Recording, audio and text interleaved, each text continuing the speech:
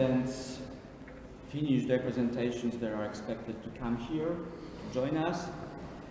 The program we got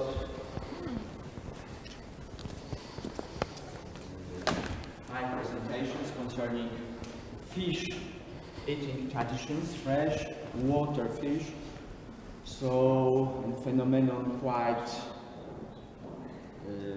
perhaps not forgotten, but not so popular like hundreds of years ago. We start with presentation of Professor Daniel Makowiecki, and I would like to ask Dr. Stanisław Cios to take chair of this first part of the conference. 25 minutes time for every speaker. Thank you very much, Professor Dumanowski. As has been said, each presentation will last about 25 minutes, and I will try to stick very much to the time limit that has been allocated. The first presentation will be by Professor Daniel Makowiecki. He's an archaeologist, but not only, and a specialist especially on fish bones, and has an excellent knowledge on fish and their consumption in remote past. Professor Makowiecki, the floor is yours. And Staszek, thank you very much for so kind introduction myself.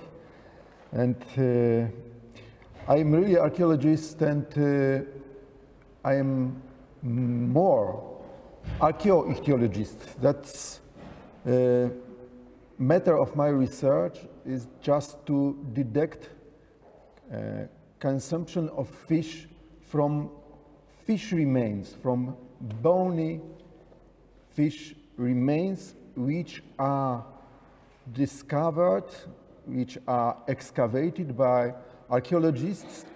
And first, this remains must be deposited by consumers.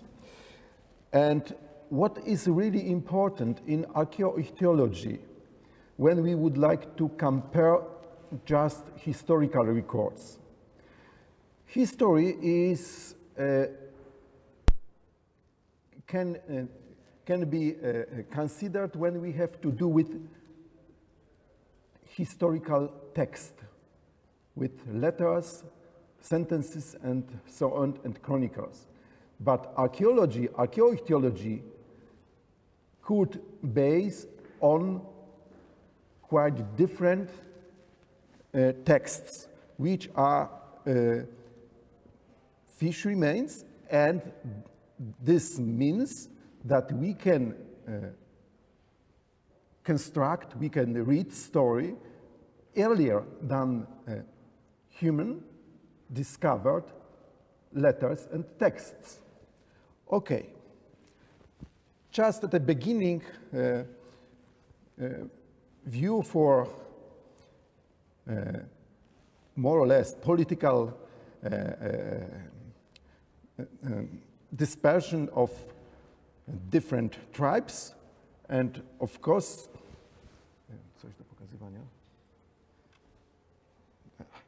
please note Polabian.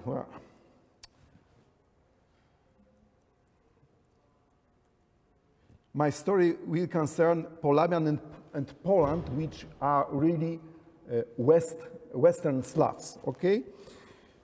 And when we look at for the beginning of medieval, early medieval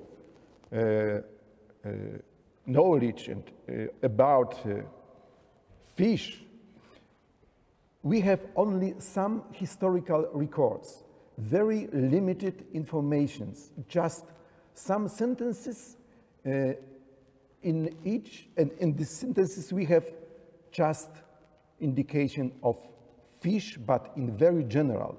But of course, we can know from these sentences that Slavonic, West Slavonic areas was really very abundant in fish. Just fish and honey, and waters give fish. Okay. And the first slide presented our Piast dynastic chronicles, Gal Anonym. But the second is Life Otto von Bamberg, written by Herbert. He traveled to Pomerania, close to Baltic, of course, and we have again very clear information about abundance of fish, of course, and wild animals. And second very important sentence, and only this sentence indicate us one species which were very important in those times, and unfortunately, Professor Dumanowski, it is not freshwater fish, just marine. Herring in those times was really the silver of Europe and was first fish with commercial significance. The conclusion from historical records is just obvious. This region was really abundant with fish. And what is concerned of archaeo-ichtyology, please note what kind of text I had to read. Just very fragmented bony remains of fish. Vertebrate and ribs are very, very common, and one very hard obstacle in my reading is that very often I have to do with very common family of fish which are cyprinids, carps, very common and very diverse in species, however, not diverse enough in morphological context, and it makes many problems with my readings, with proper and right identification of species. Okay, and when we look at for different factors which influenced medieval fishing, we have to consider not only behavior and demand of consumers, but we have to look at for environmental condition. This map is presenting natural density and spread of lakes which were constructed by the last maximum glacier. And next, when we look at for archaeo-ichtyological records, in archaeological sites in which fish remains were discovered, we can say that there is no discovery really, because it is very obvious. When we have lakes, we have fish remains. And what is next consequence? That we can talk about fish developed in rivers, thanks to rivers, fish and fishing developed thanks to lakes, and finally, thanks to Baltic Sea. That's another, one more conclusion, that we can realize that the different kind of fish was catched and consumed in different part of this region in early medieval time. And what is important from cultural point of view and technology, that in early medieval time, almost all techniques which at present are known were known. And next, just for freshwater fish, this table is just a result, very time-consuming, counting every identified fish remains from different sites. And this table is ordered according to regions. However, the synthesis, the main species are given in these icons. And we can see that sturgeon, pike, bream, tench, and so on. And our counting is necessary for construction this kind of graphs with with possibility to emphasize what kind of fish was really the most fished, eaten, and important. Just cyprinids, very bony and mostly with not really nice quality for consumers and for from culinary purposes. But sturgeon, very nice, very important. Pike perch, smaller but very tasty as well. And fish, very common at present, but in those times not so common, pike. And finally, very big in size, catfish. And not freshwater fish, marine fish with herring, and in late medieval time with cod. Please note salmon, very tasty and very precious fish, was not so common in early medieval time. It is sometimes debated that archaeological records are not true because salmon has so high at present commercial position. I can say that I trust for this counting because salmon, even at present, requires special water condition, and never in modern catches are so rich like, for example, cyprinids or even pike.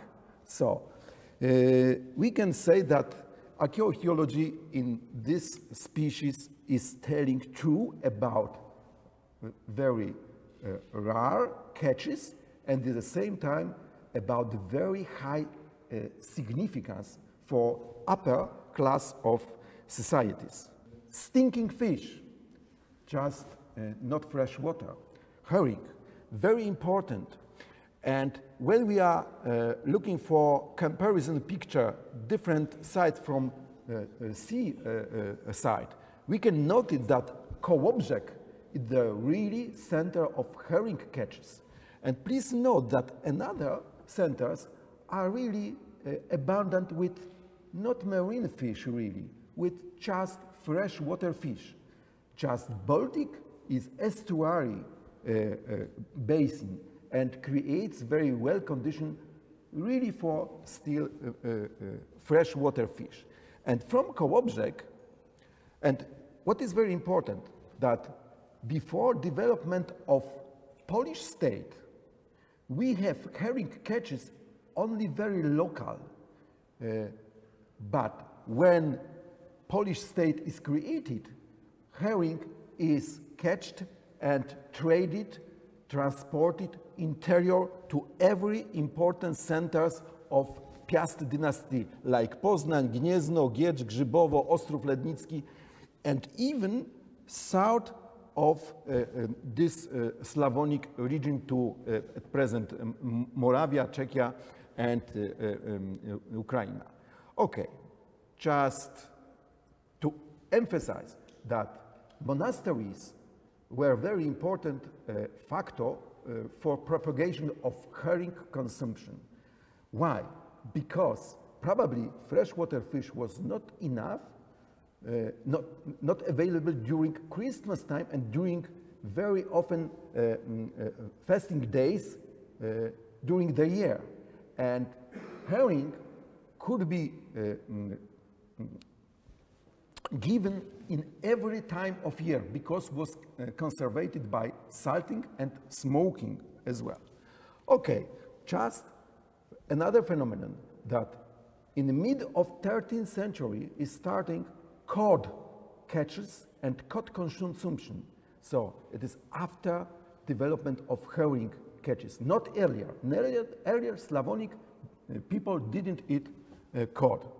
Just sturgeon, it was story yesterday that emphasized that we have different sites, and we have a very rapid decrease in overfishing of sturgeon, and Gdańsk is this is example. And this picture was shown yesterday as well, but I have to emphasize that even among freshwater species, some species were more important and another less important for elites or ordinary people.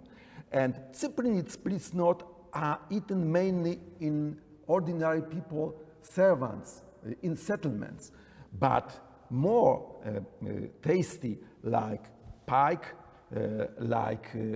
even bream from cyprinids, but bigger, and sturgeon, catfish are more often eaten by high upper class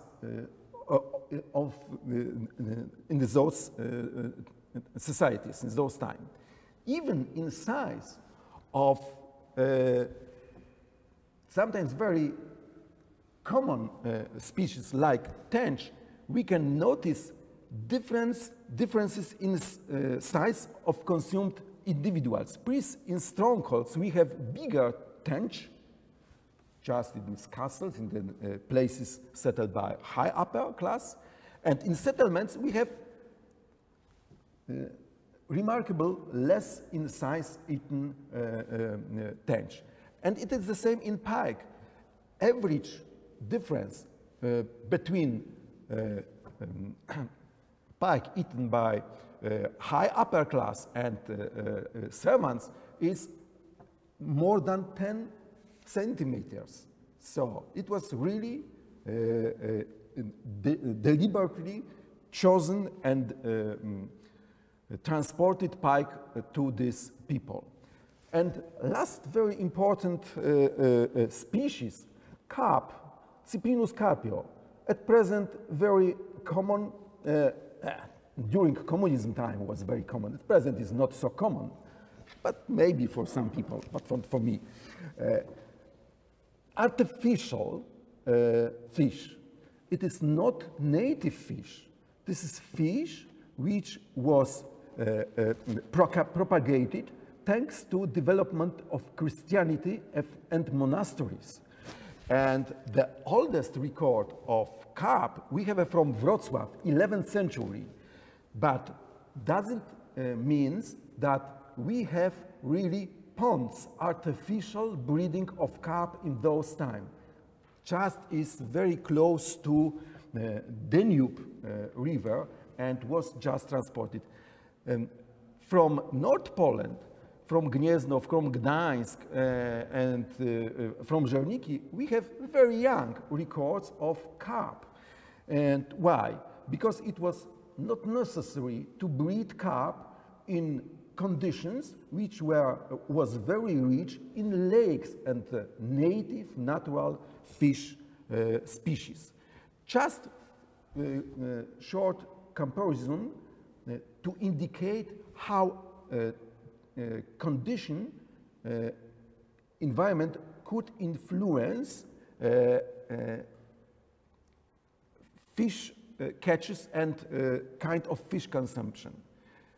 Please note, Denmark, Norway, Sweden, Germany, and Poland. Freshwater fish for Slavonic, Western Slavonic are very common because Baltic is not really sea, it is estuary and not so high salinity like North Sea, Atlantic Ocean, and so on. And when we look at for species in those times, again, Slavonic, Western Slavonic catched and ate more diverse freshwater fish than another nations in Europe in those times. And last thing, not only fish was eaten, fish was used for preparation of beads. For what? Maybe for this. Please note, this man is praying with rosary made from fish vertebrae. And who knows, maybe catfish vertebrae was used for rosary. It was the oldest